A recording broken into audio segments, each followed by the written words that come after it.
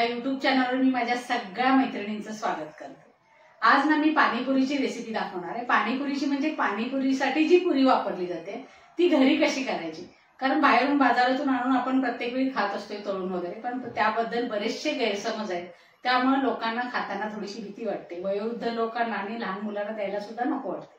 पण त्या सगळ्यांना त्या पुरीचा आनंद घेता येईल, कारण ही पाणीपुरी मी जी दाखवणार आहे पुरी घरात करायची ती अतिशय खुसखुशीत होते, चवीला एकदम छान, कमी तेलामध्ये तळलेली आणि आपण स्वतः करतो त्यामुळे त्याच्यावर विश्वास नक्कीच आपला जास्त असतो। ही पाणीपुरी कशी करायची ना ते आता आपण बघूया। पाणीपुरीच्या पुऱ्यांसाठी आपल्याला फक्त रवा, जो उपीटसाठी आपण वापरतोय तो, त्यानंतर तेल आणि मीठ आणि मळण्यासाठी पाणी, इतकंच साहित्य लागतंय।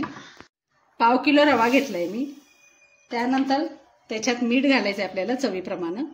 1 टेबलस्पून भरून मी गच्च तेल घेतलेलं आहे। हे आधी आता आपण हाताने ना मिक्स करून घ्यायचं व्यवस्थित। मळताना आपल्याला लक्षात घ्यायचंय पाणी एकदम अजिबात घालायचं नाही, थोडं थोडंसं पाणी घेऊन आपल्याला मळायला चालू करायचंय। जेव्हा थोडंसं पाणी आपण ह्यामध्ये घातलं त्यानंतर आधी आपल्याला मिक्स करून रवा एकजीव करायचा प्रयत्न करायचा आहे। सुरुवातीला तुम्हाला वाटणार की अरे रवाचं काही गोळा होतच नाही, पण तसं होत नाही। जसजसा रवा भिजत जाईल ना तसतसं एकजीव व्हायला कणिक सुरू होते। आधी मी सुरुवातीला एकदम कमी पाणी घेऊन ना नुसता असा गोळा करण्याचा प्रयत्न केलाय। आता काय करायचं, थोडं थोडं पाणी घेऊन आपल्याला हे मर्दायला चालू करायचं, असं चांगलं एकजीव करायचं। हे पीठ एकदम अजून घट्ट आहे, थोडंसं लूज का ठेवायचं माहिती, रवा जसजसा भिजत जाईल ना तसतसं हे पीठ घट्ट व्हायला चालू होते, त्यामुळे थोडंसं लूज ठेवायचं आहे। आणखीन थोडंसं पाणी घेऊन मी आता आणखीन थोडंसं एकजीव करून घेते। बघा मी अशा पद्धतीनं हे पीठ मळलेलं आहे। आता ना आपल्याला 10 मिनिटं हे पीठ ओल्या कपड्याखाली झाकून ठेवायचं आहे, मुरत ठेवायचं असं पीठ आपल्याला, आणि नंतर ह्याच्या पुऱ्या करायला आपल्याला घ्यायचे। आता आपण रगडा करायला घेऊया। सफेद वाटाणे मी रात्री भिजत घातले होते, ते आता आपल्याला कुकरमध्ये 200 मिली पाणी घालून शिजायला ठेवायचे। पाव किलो वाटाणे आहेत, हळद घातली मी त्यामध्ये, त्यानंतर मीठ चवीपुरतं आणि थोडंसं वरून कच्चं तेल घालायचं आहे आपल्याला, त्यामुळे वाटाणे शिजायला मदत होते। व्यवस्थित मिक्स करायचं आणि आता कुकर लावून टाक। कुकरच्या 3-4 शिट्ट्या काढून घ्यायच्या। पाणीपुरीसाठी लागणारं पाणी आपण तयार करणार आहे, त्यासाठी लागणारं हे सगळं साहित्य आहे, ज्यामध्ये मी थोडीशी कोथिंबीर घेतली, 2 तिखट हिरव्या मिरच्या घेतल्यात, लसणाची 1च कुडी घेतली, थोडीशी पुदिन्याची पाने, बर्फाचा 1 खडा आणि फुटाणा डाळ आणि लिंबूचा रस आपल्याला नंतर घालायचं आहे। हे सगळं साहित्य आता आपण मिक्सरच्या लहान भांड्यामध्ये काढून घेऊया।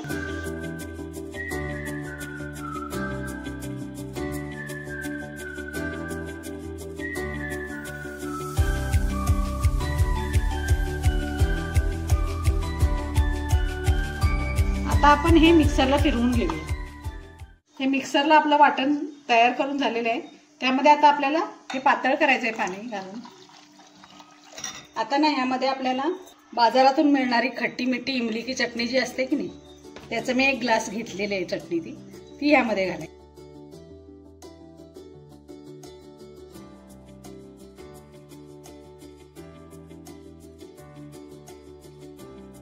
हे काळं मीठ घालायचं आपल्याला, त्यानंतर चाट मसाला अर्धा चमचा आणि बडीशेपची पावडर ही अर्धा चमचा घालायची। त्यानंतर आपला लिंबू पिळायचा आहे ह्याच्यामध्ये थोडा। आता बघत बघत ह्याच्यामध्ये आपल्याला पाणी घालायचे, आणि पाणीपुरीचं पाणी हे बऱ्यापैकी पातळ असते। आपली चटणी तयार झाली, हे बघा अशी मस्त अशी झालेली आहे। ही तुम्हाला ना तुमच्या आवडीप्रमाणे आंबट, तिखट, गोड, मुलांना जशी आवडेल त्याप्रमाणे तुम्ही करू शकता। आपण वाटाणा किती शिजलाय ते बघूया। आपण कुकर उघडलेला आहे ना, आपला रगडा आहे ना तो एकदम गरगरीत असा शिजलेला आहे, सॉफ्ट एकदम। आता ना ह्यामध्ये आपल्याला हे थोडंसं वाटण घालायचं आहे, ज्यामध्ये मी थोडीशी कोथिंबीर, 1 मिरची आणि 1च लसणाची कुडी घेतली। फोडणी वगैरे ह्याला काहीही घालायचं नाही आपल्याला, फक्त हे वाटण घालायचं, हे थोडंसं मीठ घालायचं आहे आपल्याला आणि थोडंसं पाणी घालायचं आहे आणि ह्याला ना 1 उकळ काढून घ्यायचं आहे आपल्याला। फोडणी काही घालायचं नाही अजिबात। हे आता गॅसवर ठेवून आपण उकळ काढून घेतलेली याला.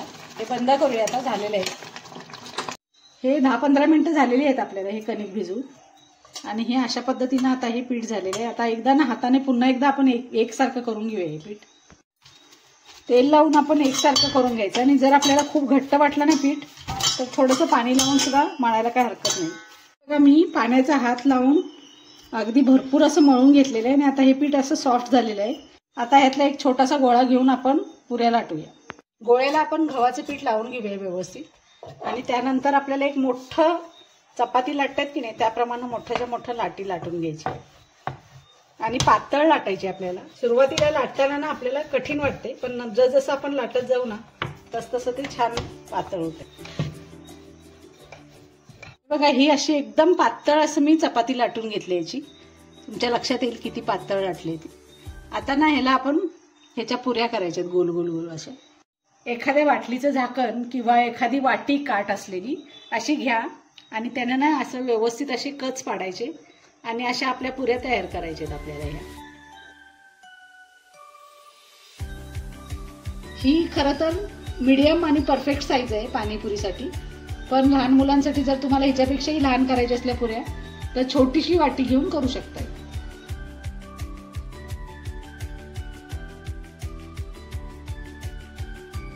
तेल आपलं कडकडीत तापलेलं आहे. आता अजून आपला गॅसचा फ्लेम पण मी मोठाच ठेवलेला आहे. पुऱ्या सोडल्या की मी गॅस बारीक करणार. आता हे पुऱ्या सोडायला मी चालू करते.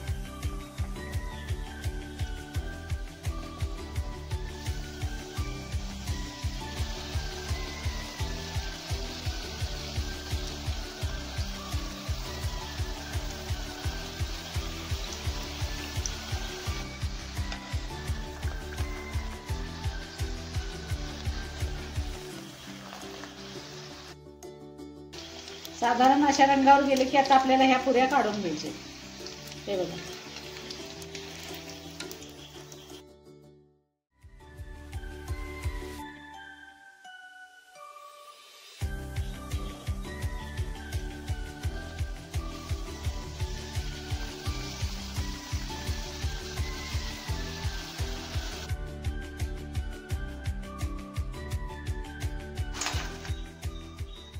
अशा पद्धतीने आपल्या पाणीपुरीच्या पुऱ्या सगळ्या तयार झालेल्या आहेत. रगडा आणि पाणी पण मी केलेलं आहे. आणि ह्या पुऱ्या कशा टम्म फुगलेत बघा तुम्ही. पुन्हा ह्या मस्त अशा क्रिस्पी झाल्यात. मी तुम्हाला फोडून दाखवते. हे बघा कशी मस्त अशा क्रिस्पी झालेल्या आहेत पुऱ्या. कडक पण आहेत आणि खुसखुशीत पण आहेत. लहान मुलांना अगदी छान खाता येतील. आणि लहान मुलांसाठी अशी आपण छोटी पण करू शकतो. हे बघा अशा पद्धतीने आपल्या पुऱ्या तयार झाल्यात. खाऊन बघ कशा वाटल्या. मस्त. तर तुम्ही असा आनंद घ्या. पाणीपुरीचा बेत करा. घरातच पुऱ्या करा. आणि त्या कशा झाल्यात ना त्या मला नक्की कळवा.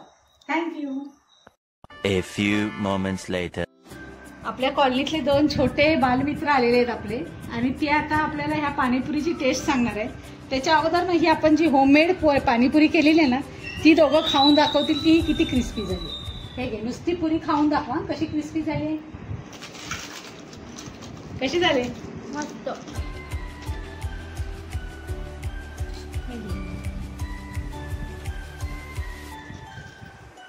मस्त. हा पाड.